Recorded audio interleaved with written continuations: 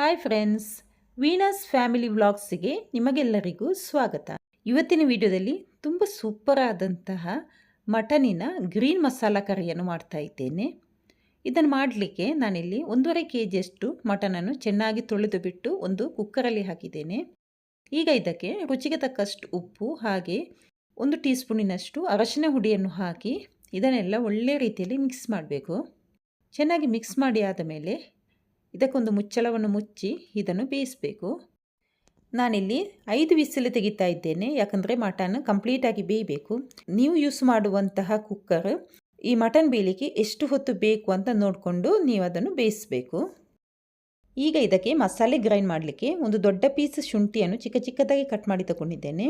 ಸ್ವಲ್ಪ ಹುಣಸೆ ಹುಳಿ, 10 ಎಸಳು ಬೆಳ್ಳುಳ್ಳಿ, ಸ್ವಲ್ಪ ಸೋಂಪು, 1 ಟೀ ಸ್ಪೂನಿನಷ್ಟು ಕರಿಮೆಣಸು, ಸ್ವಲ್ಪ ಚಕ್ಕೆ ಮತ್ತು ಲವಂಗ, 3/4 ಟೇಬಲ್ ಸ್ಪೂನಿನಷ್ಟು ಜೀರಿಗೆ, 2.5 ಟೇಬಲ್ ಸ್ಪೂನಿನಷ್ಟು ಕೊತ್ತಂಬರಿ. ಈಗ ಇದನ್ನೆಲ್ಲ ಒಂದು ಮಿಕ್ಸಿ ಜಾರಲ್ಲಿ ಹಾಕ್ತಾ ಇದ್ದೇನೆ. ಯಾವುದನ್ನು ನಾನಿಲ್ಲಿ ಫ್ರೈ ಮಾಡೋದಿಲ್ಲ, ಎಲ್ಲ ಹಸಿ ಮಸಾಲೆಯನ್ನೇ ತಗೊಂಡಿದ್ದೇನೆ. ಇದಕ್ಕೆ 1/2 ಟೀ ಸ್ಪೂನಿನಷ್ಟು ಅರಶಿನ ಹುಡಿ, ಸ್ವಲ್ಪ ಹಸಿಮೆಣಸು, ಮೆಣಸನ್ನು ನಿಮ್ಮ ಖಾರಕ್ಕೆ ಅನುಗುಣವಾಗಿ ತಗೊಳ್ಳಿ. ಹಾಗೆಯೇ ಅರ್ಧ ಗಡಿ ತೆಂಗಿನಕಾಯಿ ತುರಿಯನ್ನು ಕೂಡ ತಗೊಂಡಿದ್ದೇನೆ. ನಾನಿಲ್ಲಿ 10 ಹಸಿಮೆಣಸನ್ನು ಹಾಕಿದ್ದೇನೆ. ನಿಮಗೆ ಎಷ್ಟು ಬೇಕು ಅಂತ ನೋಡಿಕೊಂಡು ಸೇರಿಸಿ. 1 ಮುಷ್ಟಿಯಷ್ಟು ಪುದೀನ ಎಲೆಯನ್ನು ಚೆನ್ನಾಗಿ ವಾಶ್ ಮಾಡಿ ಹಾಕ್ತಾ ಇದ್ದೇನೆ.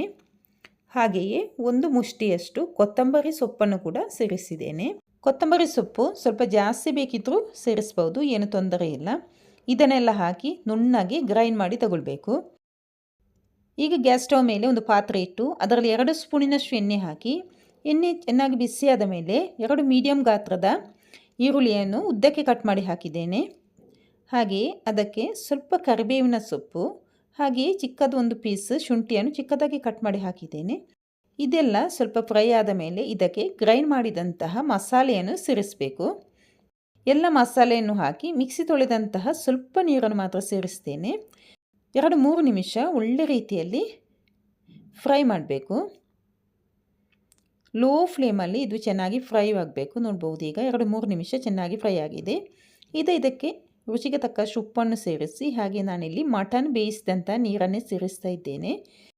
ನಿಮಗಿಲ್ಲಿ ಇದರ ಗ್ರೇವಿ ಎಷ್ಟು ದಪ್ಪ ಬೇಕಂತ ನೋಡಿಕೊಂಡು ನೀವು ಇದಕ್ಕೆ ನೀರನ್ನು ಸೇರಿಸಬಹುದು. ನಾನಿಲ್ಲಿ ಇದನ್ನು ಜಾಸ್ತಿ ದಪ್ಪ ಕೂಡ ಇಡುವುದಿಲ್ಲ, ಹಾಗೆ ತುಂಬ ತಿಳು ಕೂಡ ಮಾಡೋದಿಲ್ಲ.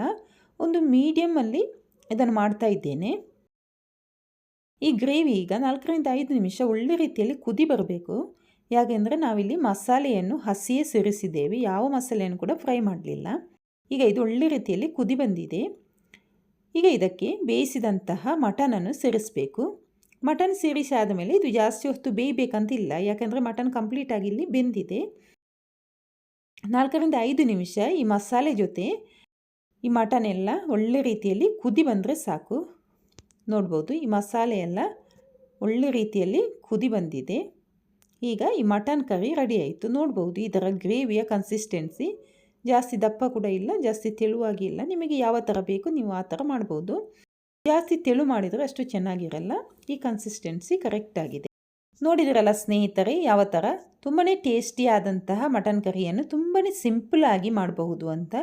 ನಿಮಗೂ ಕೂಡ ಇವತ್ತಿನ ಈ ಮಟನ್ ಕರಿ ರೆಸಿಪಿ ಇಷ್ಟ ಆದರೆ ಒಂದು ಲೈಕ್ ಕೊಡಿ, ಕಮೆಂಟ್ ಮಾಡಿ, ಶೇರ್ ಮಾಡಿ. ಹಾಗೆಯೇ ನನ್ನ ಚಾನಲನ್ನು ಸಬ್ಸ್ಕ್ರೈಬ್ ಮಾಡಲಿಕ್ಕೆ ಮರಿಬೇಡಿ. ಇಷ್ಟರ ತನಕ ನನ್ನ ವಿಡಿಯೋ ನೋಡಿ ನನಗೆ ಸಪೋರ್ಟ್ ಮಾಡಿದ್ದಕ್ಕೆ ನಿಮಗೆಲ್ಲರಿಗೂ ಧನ್ಯವಾದಗಳು. ಇನ್ನೊಂದು ವಿಡಿಯೋದಲ್ಲಿ ಮತ್ತೆ ಸಿಗೋಣ.